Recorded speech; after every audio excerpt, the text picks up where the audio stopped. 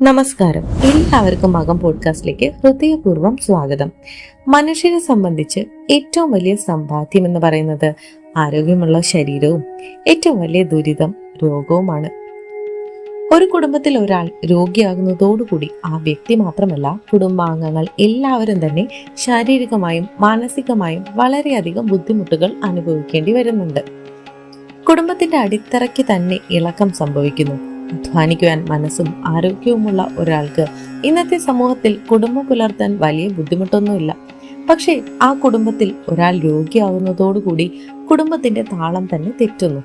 ഒരു വ്യക്തി ജനിക്കുന്നതോടുകൂടി ആയുസ്സും തീരുമാനിക്കപ്പെടുന്നുണ്ട്. അങ്ങനെ ലഭിക്കുന്ന ആയുസ് ആരോഗ്യമുള്ള ശരീരത്തോടെ ജീവിച്ചു തീർക്കാൻ കഴിയുന്നത് ഭാഗ്യമാണ്. ചില കാര്യങ്ങൾ ശ്രദ്ധിച്ചാൽ ആ ഭാഗ്യം നമുക്കും സ്വന്തമാക്കാം. വേദാംഗ ജ്യോതിഷം അനുസരിച്ച് പൂർവ്വജന്മത്തിൽ ചെയ്ത പാപങ്ങളാണ് രോഗങ്ങളുടെ രൂപത്തിൽ മനുഷ്യരെ ഈ ജന്മം പിന്തുടരുന്നു. ജന്മജന്മാന്തരം കൃതം പാപം വ്യാധിരൂപേണ ജായതേ തത് ശാന്തിരൗഷധര ധാനൈജപ ഹോമാർച്ചനാധിപി എന്നാണ് പ്രമാണം.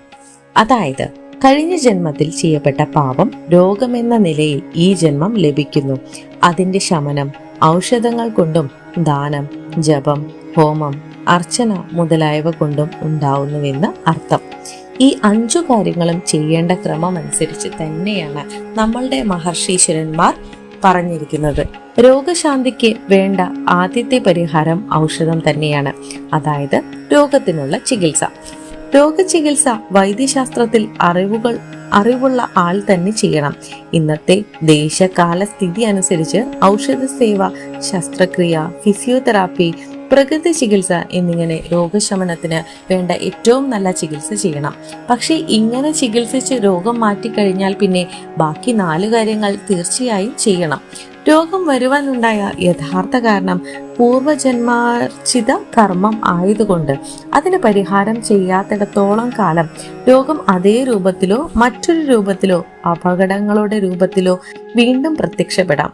അതുകൊണ്ട് ഔഷധ ചികിത്സയ്ക്ക് ശേഷം ചെയ്യേണ്ട കാര്യങ്ങൾ ജ്യോതിഷം വ്യക്തമായി പറഞ്ഞു തരുന്നുണ്ട്. ഏറ്റവും പ്രധാനമായി ചെയ്യേണ്ട കാര്യം ദാനം തന്നെ. ഔഷധം, പണം, ആഹാരം, വിദ്യ, സമയം എന്തും കഴിവിനനുസരിച്ച് ദാനം ചെയ്യാം. അർഹതയുള്ള പാത്രത്തിൽ ദാനം ചെയ്യണമെന്ന് മാത്രം. ചികിത്സയ്ക്ക് പണമില്ലാതെ ബുദ്ധിമുട്ടുന്ന ആളുകളെ സഹായിക്കുക. അവരുടെ കുട്ടികളുടെ പഠന ചെലവുകൾ വഹിക്കുക. ഇവയൊക്കെ വളരെ നല്ലതാണ്.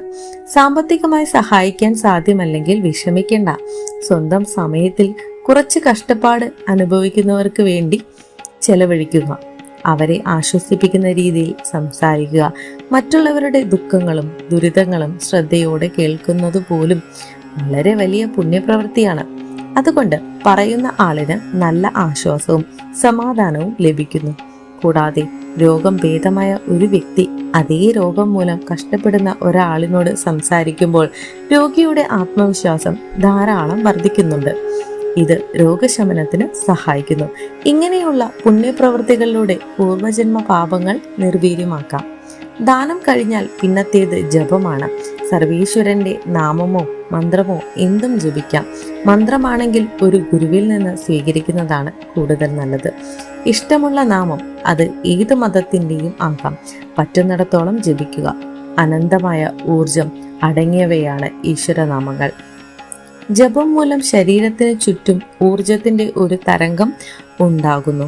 രോഗാണുക്കൾ ശരീരത്തിൽ കടക്കുന്നതിനെ ഇത് തടയുന്നു. പക്ഷെ മറ്റുള്ളവർക്ക് ശല്യമാകാത്ത രീതിയിൽ വേണം ജപിക്കാൻ. രാവിലെ സൂര്യോദയ സമയത്തും വൈകിട്ട് അസ്തമന സമയത്തും നമുക്ക് കേൾക്കത്തക്ക രീതിയിലും, അല്ലാത്തപ്പോൾ മാനസിക ജപവുമാണ് നല്ലത്. അടുത്തത് ഹോമം. ഔഷധശക്തിയുള്ള വസ്തുക്കളാണ് ഹോമത്തിന് ഉപയോഗിക്കുന്നത്. ഹോമകുണ്ഡത്തിൽ നിന്നും പുക ഉയരുന്നത് ഏൽക്കുന്നതും ശരീരത്തിന്റെ രോഗപ്രതിരോധ ശേഷി വർദ്ധിപ്പിക്കും. സ്വഗൃഹത്തിൽ വെച്ചും ദേവാലയത്തിൽ വെച്ചും ഹോമം നടത്താം. എവിടെ ആയാലും രോഗം വന്ന ആളിന് ഹോമസ്ഥലത്ത് നിൽക്കുവാൻ സാധിക്കുന്നത് വളരെ നല്ലതാണ്. പുക ഏൽക്കുവാൻ ശാരീരികമായി ബുദ്ധിമുട്ട് ഉള്ളവർ അത് ചെയ്യരുത്. അനുഷ്ഠാനമുള്ള മന്ത്രശക്തിയുള്ള പൂജാരി വേണം ഹോമം നടത്താൻ. രോഗം മാറുവാനായി സാധാരണയായി നടത്തുന്നത് മൃത്യുഞ്ജയ ഹോമമാണ്. ഏറ്റവും ഒടുവിലത്തെ പരിഹാരമാണ് അർച്ചന. ഇതിന് രണ്ടർത്ഥമുണ്ട്. ഒന്ന്, നമ്മൾ സാധാരണ ക്ഷേത്രങ്ങളിൽ നടത്തുന്നത്. എല്ലാ മാസവും ജന്മനാളിൽ അർച്ചന നടത്തണം. അന്ന് സാധിച്ചില്ലെങ്കിൽ അനുജന്മനാളിൽ നടത്തിയാലും മതി. അർച്ചനയുടെ മറ്റൊരു അർത്ഥം നമ്മളെ തന്നെ ഭഗവാന്റെ പാദങ്ങളിൽ സമർപ്പിക്കുന്നു എന്നതാണ്. ശേഷിക്കുന്ന ജീവിതം ജഗദീശ്വരന്റെ മുൻപിൽ ഒരു അർച്ചനയാക്കുക. ദൈവഹിതത്തിന് എതിരായ ഒരു കാര്യവും ചെയ്യാതിരിക്കുക.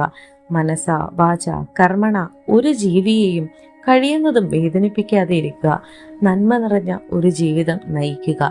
മാറാരോഗത്തിന്റെ പിടിയിൽ നിന്നും അത്ഭുതകരമായി രക്ഷപ്പെട്ട് സമൂഹ നന്മയ്ക്ക് വേണ്ടി വർഷങ്ങളായി ആരോഗ്യത്തോടെ പ്രവർത്തിക്കുന്നവർ അനവധിയുണ്ട്.